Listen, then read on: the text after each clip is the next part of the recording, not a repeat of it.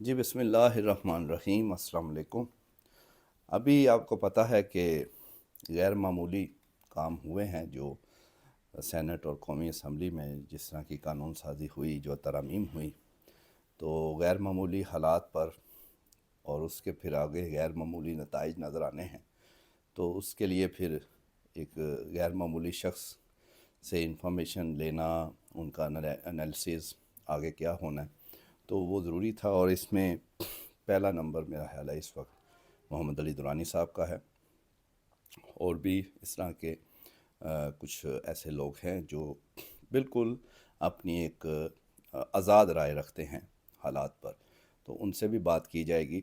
لیکن آج اس سلسلے کا آپ کہہ لیں ایک سلسلہ ہم انشاءاللہ اس پہ چلائیں گے، یہ جو ترامیم ہے اس کا پہلا کہہ لیں کہ انٹرویو وہ دورانی صاحب کا، ہم خاص طور پر اسی لیے ان کے پاس آئے ہیں۔ دورانی صاحب،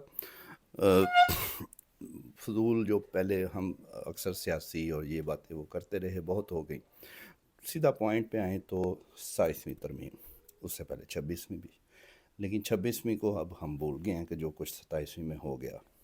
تو آپ اس کو کس طرح دیکھتے ہیں؟ تو اب حکومت، نون لیگ، پیپلز پارٹی، ان کے اتحادیوں کو بس سکون سطح حیرہ سمجھا جائے ان کے لیے؟ بسم اللہ الرحمن الرحیم۔ 26ویں تعلیم جو ہے ترمیم ہے، اس کو آپ بھول نہیں سکتے۔ وہ ایک تاریخ میں لکھی ہوئی کی ہوئی کندہ تحریر ہے، اور میں سمجھتا ہوں کہ 27ویں جو ترمیم ہے اس کا پری ایمبل جو تھا وہ 26ویں آئینی ترمیم تھا۔ 26ویں آئینی ترمیم کے بغیر 27ویں آئینی ترمیم کے لیے راہ ہموار نہیں ہو سکتی تھی۔ 26ویں آئینی ترمیم نے وہ سڑک بنائی جس پہ چل کے 27ویں آئینی ترمیم آئی۔ لہٰذا یہ دونوں ترامیم جو ہیں یہ ایک دوسرے کے ساتھ گندھی ہوئی ترامیم ہے۔ باقی یہ ہے کہ جو اس وقت کی ہمارے حکمران ہیں اور جو حکومت ہے، یہ ترمیم جو ہے اس کا صحرا جو ہے وہ حکومت کے سر ہے، اور یہ ایسا صحرا ہے کہ جو یہ اتار نہیں سکتے، یہ ساری زندگی کے لیے ان کے چہرے پہ چپک گیا ہے۔ یہ وہ صحرا ہے جس نے کہ اس ملک کا آئین، اس ملک کی عدلیہ اور اس ملک کی پارلیمنٹ کو ختم کر کے رکھ دیا ہے۔ یہ ترمیم حقیقت میں جو آئین پاکستان، جس کو کبھی انہوں نے لیٹر اینڈ اسپرٹ میں تو لاگو ہی نہیں کیا تھا، آئین پاکستان کی وہ تمام شکیں جو عوام کو کچھ دیتی تھی وہ تو کبھی لاگو ہی نہیں ہوئی تھی، لیکن اتنا آئین ضرور لاگو تھا جو ان حکمرانوں کو تحفظ دیتا تھا۔ لیکن یہ اتنے عقل مند ہیں کہ انہوں نے اس آئین کا بھی مطلب اس کو تہو تیک کر دیا، اس آئین کو بھی ختم کر دیا۔ اب یہ سمجھتے ہیں کہ جی ان کا اختیار کھلا ہو گیا ہے، حقیقت میں اب ان کا مطلب سب کچھ لٹ گیا ہے، اور لوٹنے والا بھی کوئی نہیں ہے، یہ خود لٹانے والے ہیں۔ یہ وہ ناعاقبت اندیش حکمران ہیں۔ وہ جیسے کہتے ہیں نا، وہ ایک شعر ہے کہ وائے ناکامی متائے کارواں جاتا رہا، کارواں کے دل سے احساس زیاں جاتا رہا۔ مطلب ان کا سب کچھ لٹ بھی گیا ہے، اور انہیں اس چیز کا احساس بھی نہیں ہے کہ ہمارا سب کچھ لٹ گیا ہے، بلکہ انہوں نے خود لٹایا ہے بڑے شوق و ذوق و شوق سے۔ اور اس کے بعد اب ان کا کیا ہے، یہ حقیقت میں یہ آئین نہیں ختم ہوا، یہ خود ختم ہو گئے ہیں۔ ان کی لیجٹمیسی ختم ہو گئی ہے، عوام میں ان کی مقبولیت تو پہلے ہی ختم ہو چکی تھی۔ تو اب وہ تو ہو گیا، تو اب اس کو آپ رنگ کون سا دیں گے اور آگے کیا آپ کو نظر آ رہا دیکھیں آگے تو مجھے یہ نظر آ رہا ہے کہ اس وقت اگر آپ ایک عام آدمی کی نظر سے دیکھیں، میری نظر سے دیکھیں، تو اس وقت کیفیت یہ ہے کہ دو خاندان ہیں، ان کے بچے ہیں، ان کی موروثیت ہے۔ مطلب اس وقت آئین پاکستان کو ختم کر کے آئین موروثیت جو ہے وہ اس ملک میں لاگو کر دیا گیا ہے۔ اس وقت جو ہے وہ دو خاندانوں کی جو آمریت ہے اس کو اسٹیبلش کرنے کے لیے آئین کو اس لیے ختم کیا ہے کہ اس کی وجہ سے شاید موروثیت کی آئین موروثیت جو ہے وہ پاکستان میں لاگو ہو جائے گا.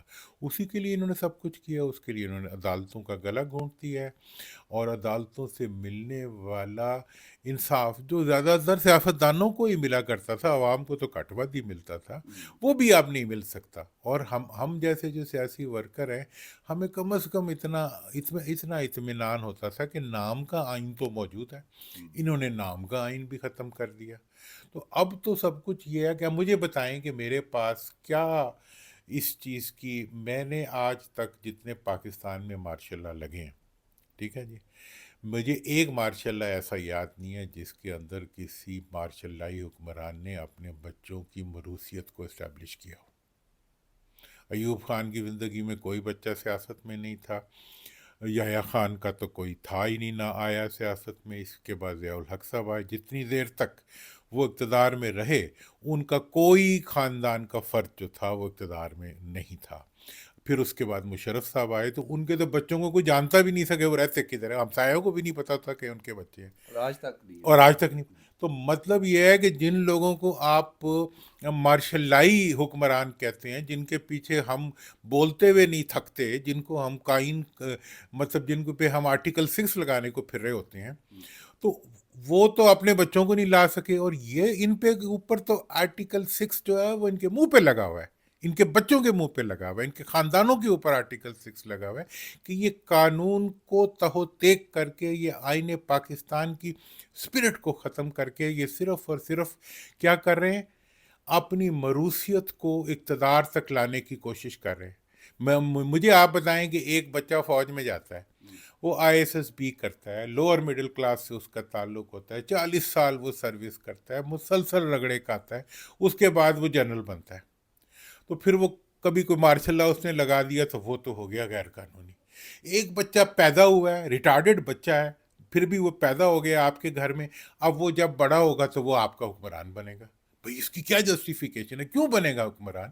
کون سا آئین کہتا ہے کہ آپ کے گھر میں پیدا ہونے والا بچہ یہ استحقاق حاصل کر لیتا ہے کہ اس نے پاکستان کا حکمران بننا ہے؟ آپ کے پورے خاندان کو یہ کون استحقاق دے دیتا ہے کہ اس کا ہلو پلو کلو سارے جو ہیں وہ کسی نہ کسی حکومتی عہدے پہ بیٹھے ہوں گے؟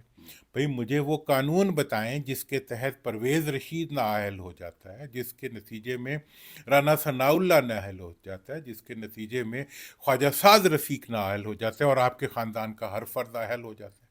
مجھے کوئی قانون بتائیں جس کے تحت مطلب نصیر اللہ بابر نہیں بلکہ وہ جو ہے ہمارے فرحت اللہ بابر صاحب جو ہے وہ نااہل ہو جاتے ہیں، یہ جو ہے اپنا رضا ربانی صاحب نااہل ہو جاتے ہیں، اعتزاز احسن نااہل ہو جاتے ہیں، اور آپ کے بچے جو ہیں جنہیں مطلب سیدھے کھڑا ہونا نہیں آتا وہ جو ہے وہ اہل ہو جاتے ہیں حکمرانی کے. تو میں سمجھتا ہوں کہ اگر کوئی ایسا قانون ہے تو وہ یہی قانون ہے جو انہوں نے اب بنا دیا. یہ آئین موروثیت انہوں نے پاکستان میں متعارف کرایا ہے 27ویں اور 26ویں ترمیمی کے نتیجے میں. اچھا، جس کو آپ موروثی مارشاء اللہ کا نام غالباً دے رہے ہیں، تو اس میں اب آپ کو یہ تو ہو گیا، تو یہ ایسے چلتا رہے گا؟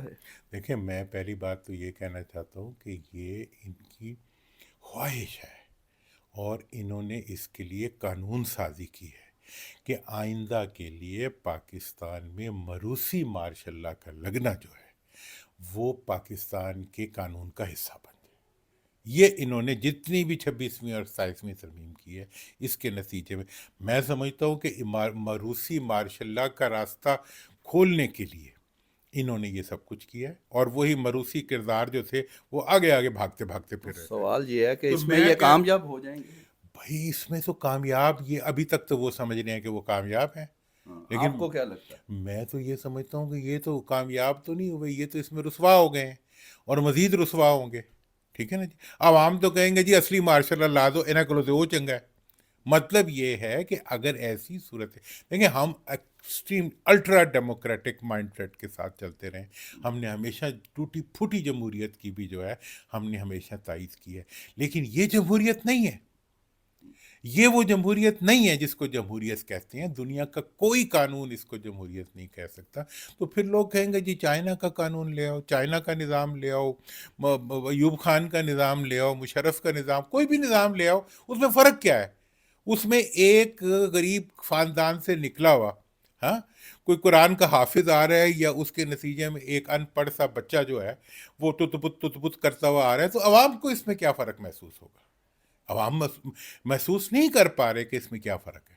تو لہٰذا آپ یہ اپنا ایگزسٹنس، یہ اپنے پاؤں بھی کاٹ رہے ہیں، اپنے ہاتھ بھی کاٹ رہے ہیں.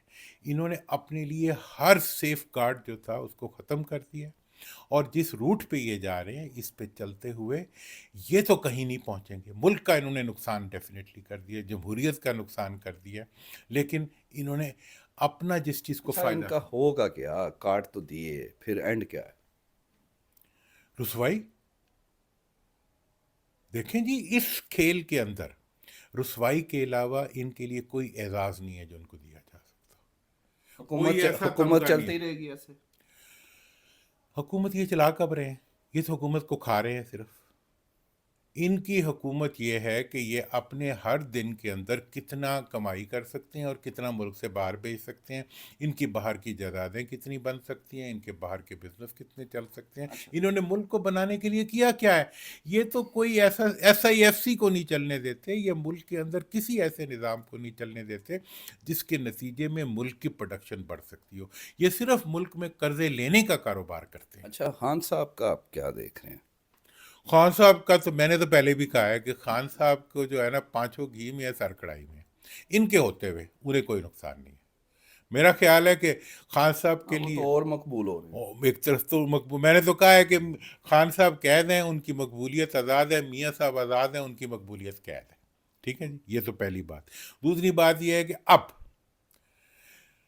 ہم ہمیشہ کہتے تھے کہ ان سے بات کرو، تو یہ نہ کہو کہ میں اسٹیبلشمنٹ سے بات کروں گا. اب تو میں اسے کہوں گا کہ اسٹیبلشمنٹ سے ڈیل کرو، ان سے بات ہی نہ کرو. کیونکہ بھئی بات یہ ہے کہ انہوں نے اگر ٹرے میں لگا کے پوری پارلیمنٹ کو بیچنا ہے، انہوں نے ٹرے میں لگا کے آئین کو ختم کرنا ہے، انہوں نے ٹرے میں لگا کے عدلیہ کو فروخت کرنا ہے، تو پھر خان صاحب کو چاہیے کہ عوام کی کم از کم مقبولیت تو ہے نا اس کے پاس، تو وہ مل جائے ریئل ان فورسز کے ساتھ، اور مل کے جو ہے ملک کی بہتری کے لیے کام کرے.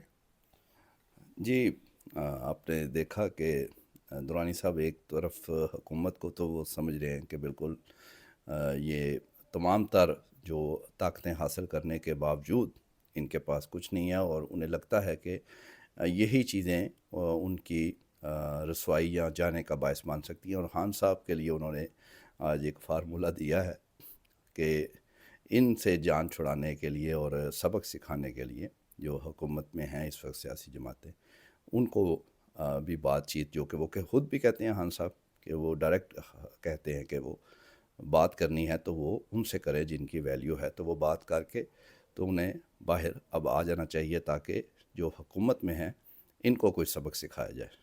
انشاءاللہ اس کے متعلق مزید کچھ لوگوں سے بھی بات کرتے رہیں گے اور آپ کو اپ ڈیٹ کرتے رہیں گے. Thank you.